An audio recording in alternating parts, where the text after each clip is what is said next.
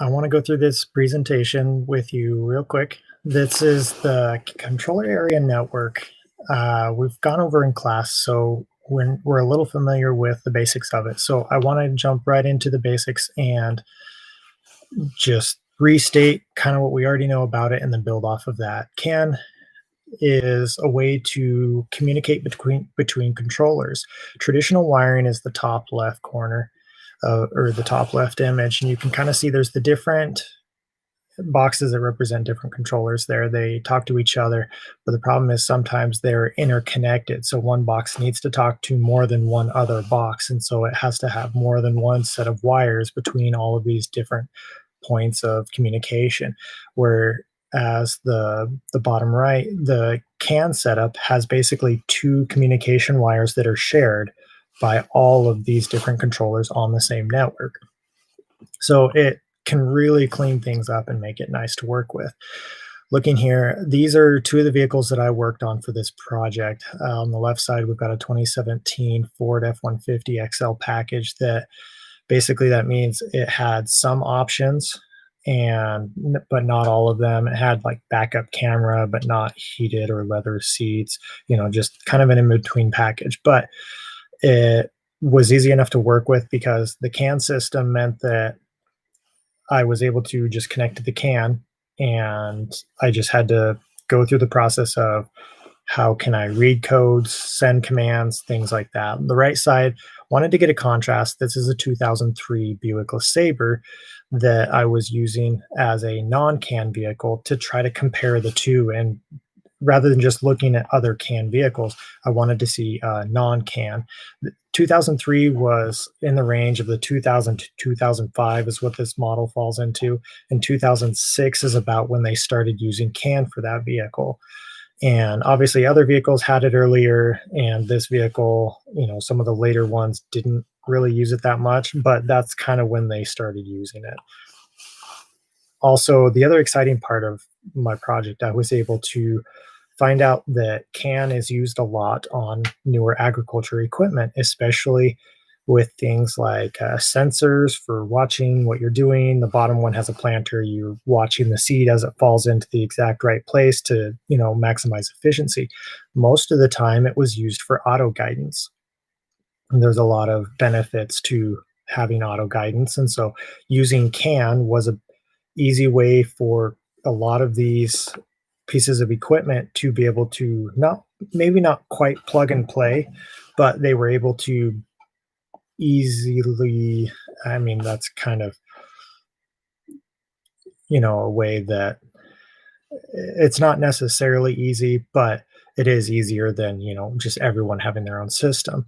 So the top left one, Do It's Far, I had never heard of that tractor, but apparently the parent company is Lamborghini. They kind of took a route where they just did their own thing, and because they kind of went off on their own, some of it is standardized, like the CAN system, but some of it is not quite so standardized. So security by obscurity kind of thing, by making it weird, it kind of made it a semi-secure system in my mind. The right side, the top right, a windrower, a swather, depending on where you're from, call it different things. It cuts hay.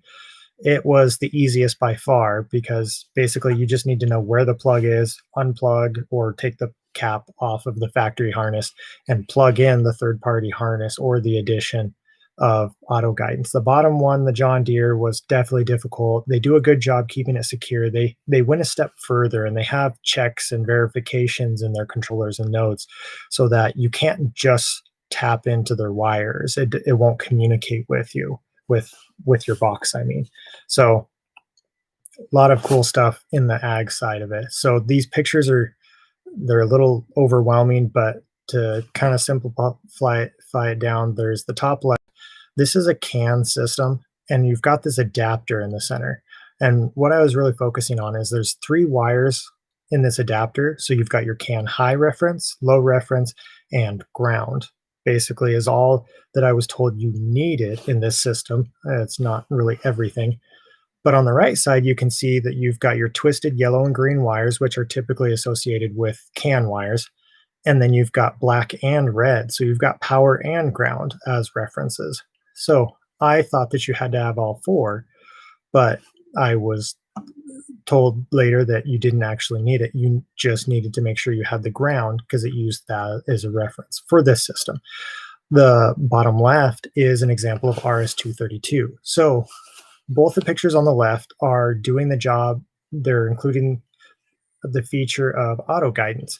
The difference is the RS-232 has the exclusive purpose of taking the GPS dome on top and communicating with the receiver, which in this case was built into the back of the touchscreen display that goes in the cab. And that's all it did is it communicated back and forth between GPS dome and the receiver inside the cab. But the CAN system has other things going on at the same time. It's got a control box that's talking to a pump to tell it to turn on and off. You can also tell it to turn speed up and down. You've also got a foot controller that tells the autopilot to engage. And this is all on the same network. And then you've also got the controller that's making the calculations and adjustments for the steering. And then you've also got the GPS portion of it and the display, which was separate in that system. It's just really cool to see that they were both using a 3-wire adapter, but one was capable of much more where the other one was pretty limited. But with that, that meant that you're able to connect to it more freely. So I really dug into the Buick LaSabre as a project for non-CAN security. What do they do for security measures? And I found a lot of them. It was surprising. So right off the bat, when you get into the vehicle and you pull apart the steering column, you've got a secondary tumbler that is not part of the main tumbler. It's like a gear linkage. And you've got these bumps that push pins and paddles in a way that you're making connections for different key positions. And that's not necessarily just for security, but it's for the functions that need to happen when it needs power at accessory spot versus the on spot of the key position. And it's trying to get all that in line. Well, because of that complexity, the top right picture, when I pulled it apart, it just fell apart and it really made me nervous. But it turned out okay because I was able to put it back together and kind of make sense of it. The second part is top left picture is taking a sensor that is a physical key presence sensor that just says, is there a key in the switch? And you can see it in the bottom left. There's the green and brown wires. It just says, is there a key in the ignition? It doesn't check for the actual cut of the key. There's a transponder that is around the key tumbler that is sensing for the RF chip inside the key. So you've got the complexity of the tumbler is kind of a security measure. You've got the physical key presence switch that's a deterrent for, spoofing or whatever. In addition to, you've got the RF transponder that is actually looking for a correct key to be put in there. So I was definitely impressed by that. So comparing here, we've got an example of the left side is the Buick wiring, part of the wiring schematic, and I highlighted that it uses class 2 serial data is what it calls it. So in contrast, you've got your OBD2 connector on the right side of the Ford F-150, and right there it says CAN high, CAN low. You've even got your chassis ground there, and you should have power there. I don't remember exactly which one is the power. So if not, there's power nearby is where I was able to find it.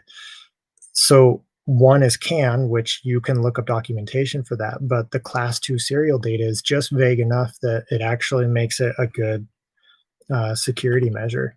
So my project included a Raspberry Pi to try to fill in the blank of trying to find something off the shelf that you could buy, maybe not plug and play, not ready to go, but you could build it to be ready to go. This one, I did have to add another board, a little Arduino that took basically I had to convert an analog signal from a resistor ladder from the steering wheel controls and then send that as a keyboard input to the Raspberry Pi so that the program I was using, OpenAutoPro, the program would see that as a key input and then hit the shortcut, which in this case was like volume up, volume down, skip forward, play, pause, source, those different commands. And I was just using one extra board to do that. It's attached to the back of a touchscreen, which wasn't necessary, but it was there, kind of made it a little easier to do the project. So there's a lot of pros and cons, but from a security point of view, the CAN is easier to work with, but that also makes it easier to, hack. These are terminators. All you have to do is remove that terminator, which is a 120, it's usually a 120 ohm resistor. They have one at each end to kind of keep the noise down, and it's the way that you cut off the network. All you have to do is unplug that, have the same connector. These are Deutsch connectors. You can get them at a lot of different shops and make your own connector and wiring harness to fit this, and it's plug and play. And then you're connected into the harness. You add this terminator to the end of your addition to the network, and you're done. So in that way, physically, it's not very secure, especially on ag equipment. They're not really geared that way. In a vehicle, a lot more, but on the Ford F-150, um, that package had less panels on it. So you could get to the main harness, strip it apart, and get to those same wires. I found that they do go through the firewall into the open engine compartment. Without popping the hood or unlocking the vehicle, you can get access to the CAN wires. And this is what I found, and it really was fun. So I was happy to do the project, and hope you enjoyed it as well.